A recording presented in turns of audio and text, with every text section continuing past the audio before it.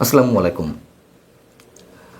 প্রিয় দর্শক, যেদিন কিনা আগামী জাতীয় সংসদ নির্বাচনের তফসিল ঘোষণা করা হলো, ঠিক সেই দিনই রাষ্ট্রপতি মোহাম্মদ শাহাবুদ্দিন মুখ খুললেন আন্তর্জাতিক বার্তা সংস্থা রয়টার্সের কাছে। মুখ খুললেন 5 আগস্টের পর, 16 মাস পর এসে। রাষ্ট্রপতিকে ঘিরে কত কি ঘটছে আমরা সবাই জানি, এবং তার লাইফটাও যে ঝুঁকির মুখে সে কথাও আমরা জানি। তারপরেও তিনি মুখ খুলেছেন। কেন মুখ খুলেছেন, কি বলেছেন, সেগুলো খুবই গুরুত্বপূর্ণ। সেখানে তিনি ডক্টর ইউনূস সম্পর্কে মন্তব্য করেছেন, সেনাপ্রধান সম্পর্কে মন্তব্য করেছেন, এবং তিনি পদত্যাগ করতে চান এ কথাও স্পষ্ট করে জানিয়ে দিয়েছেন, কারণ তিনি অপমান বোধ করছেন। বৃহস্পতিবার হোয়াটসঅ্যাপের মাধ্যমে বঙ্গভবন থেকে আন্তর্জাতিক বার্তা সংস্থা রয়টার্সকে একটি সাক্ষাৎকার তিনি স্পষ্ট করে জানিয়ে দিয়েছেন, আমি বিদায় নিতে আমি এখান থেকে চলে যেতে চাই। তবে তিনি বলতে চাইছেন যে এখনই তিনি পদত্যাগ করতে চাইছেন না, খুব শিগগিরই পদত্যাগ করবেন। কখন করবেন তিনি বলছেন যে শুধুমাত্র সাংবিধানিক বাধ্যবাধকতার কারণে এখনই পদত্যাগ করছি না। নির্বাচন না হওয়া পর্যন্ত আমাকে দায়িত্ব পালন করতে হবে। সাংবিধানিকভাবে রাষ্ট্রপতি হিসেবে দায়িত্ব রয়েছে বলেই আমি এই অবস্থানে আছি। এবং ডক্টর ইউনূস রাষ্ট্রীয় আচারেরও কোনো ধরনের ধার ধারছেন না। সাংবিধানিকভাবে তার যেসব রাষ্ট্রীয় আচার পালন করার কথা রাষ্ট্রপতির সঙ্গে, তার কিছুই করছেন না, এগুলো আমরা জানি। রাষ্ট্রীয় আচার অনুযায়ী প্রধানমন্ত্রী বা প্রধান উপদেষ্টা যে কোনো গুরুত্বপূর্ণ সিদ্ধান্ত নেওয়ার আগে রাষ্ট্রপতির সঙ্গে দেখা করেন। প্রধান উপদেষ্টা কিংবা প্রধানমন্ত্রী গুরুত্বপূর্ণ কোনো সফরে বিদেশ গেলে সেখান থেকে এসে রাষ্ট্রপতিকে সেসব বিষয়ে অবহিত করতে হয়। এর কিছুই তিনি করছেন না। এগুলো নিয়েও নানান ধরনের কথা উঠেছে, কিন্তু কোনো ধরনের কোনো ভ্রুক্ষেপ নেই। এমনকি আমরা জানি যে জাতীয় স্মৃতিসৌধ কিংবা শহীদ মিনারে আমাদের যে জাতীয় দিবসগুলো রয়েছে, সেটি বিজয় দিবস, স্বাধীনতা দিবস কিংবা শহীদ দিবস, যেটি হোক না কেন, আমরা এতদিন দেখে এসেছি প্রধানমন্ত্রী বা প্রধান উপদেষ্টা রাষ্ট্রপতির সাথে একসাথে গিয়ে এসব জায়গায়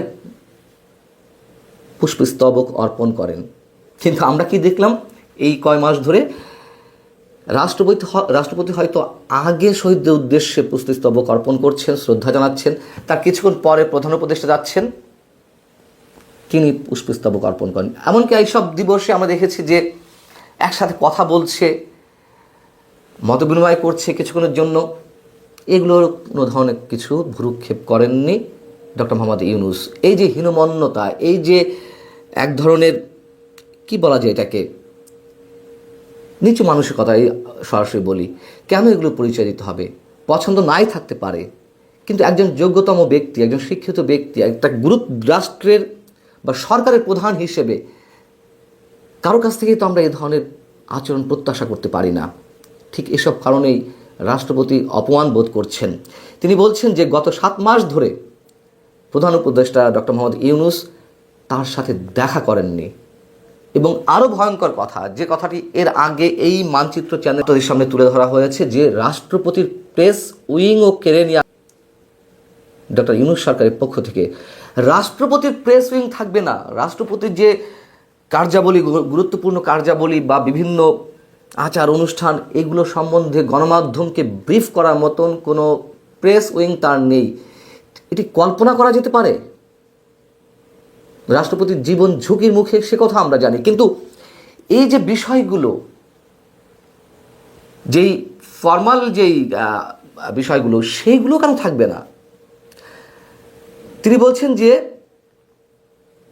সেপ্টেম্বরে বিশ্বজুড়ে বাংলাদেশি মিশনগুলোতে বা দূতাবাসগুলো থেকে তার ছবিগুলো সরিয়ে নেওয়া হয়েছে, নামিয়ে ফেলা হয়েছে। এটা নিয়ে অনেক কিছু হয়েছে আমরা জানি, যদিও সরকারের পক্ষ থেকে দাবি করা হয়েছিল না, এই ধরনের কোনো নির্দেশনা দেওয়া হয়নি।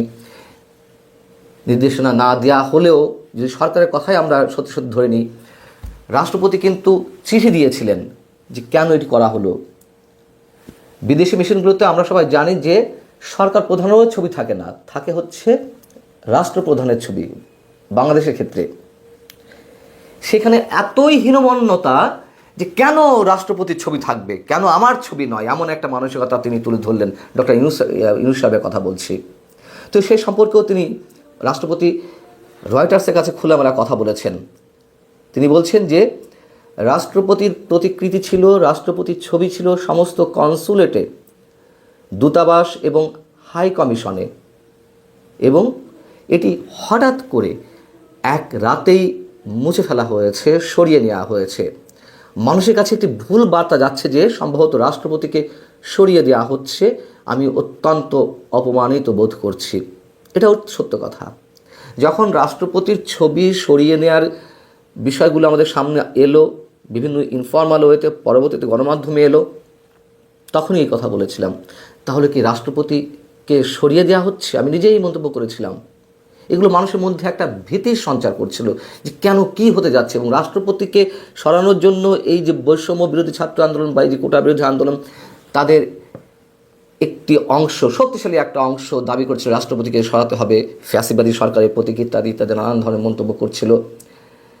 শুধুমাত্র সেনাপ্রধান এবং বিএনপির আপত্তির কারণে কিন্তু রাষ্ট্রপতিকে সরানো যায়নি।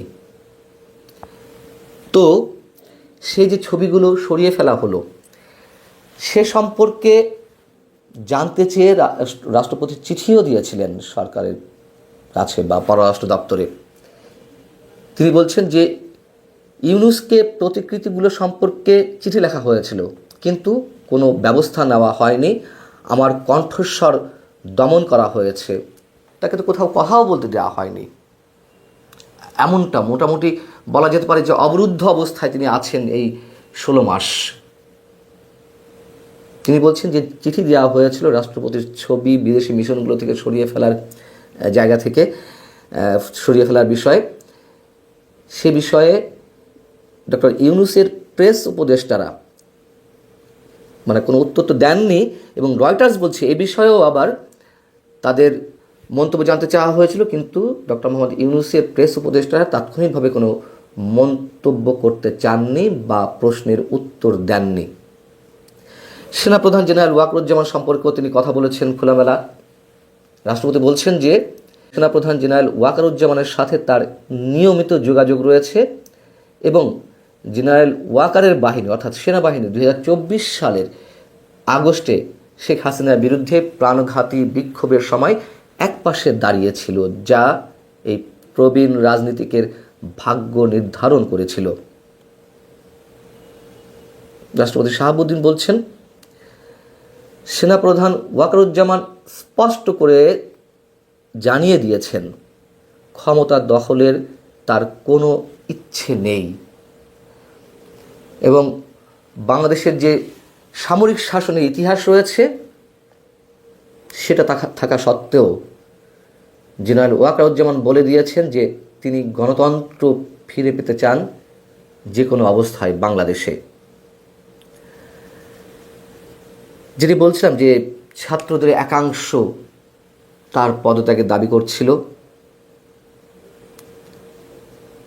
কিন্তু কোনো রাজনৈতিক দল তার পদত্যাগ দাবি করেনি।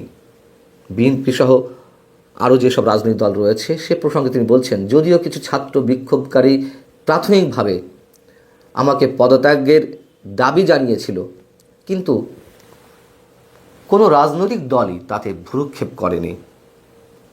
তিনি এই কথার দ্বারা কী প্রমাণ করতে চাইলেন? যে একটা ক্ষুদ্র অথচ শক্তিশালী গোষ্ঠীর কাছে ডক্টর ইউনূস জিম্মি হয়ে আছেন, এই প্রশ্নটি করতে চেয়েছেন? নাকি ডক্টর মোহাম্মদ ইউনূসের নেতৃত্বেই এই যে ক্ষুদ্র শক্তিশালী অংশটা চলছে? অথবা তিনি কি বোঝাতে চেয়েছেন যে এই ক্ষুদ্র শক্তিশালী অংশের মাধ্যমেই বাংলাদেশে যা ইচ্ছে তাই করা হচ্ছিল? শেখ হাসিনার সঙ্গে যোগাযোগ হয় কিনা সে প্রসঙ্গেও রয়টার্স সরাসরি জানতে চেয়েছিল যে আপনার সঙ্গে বাংলাদেশ থেকে চলে যাওয়া ভারতে আশ্রয় নেওয়া সাবেক প্রধানমন্ত্রী শেখ হাসিনার সঙ্গে যোগাযোগ হয় কিনা। কিন্তু রাষ্ট্রপতি শাহাবুদ্দিন তিনি এই প্রশ্নটি এড়িয়ে গেছেন।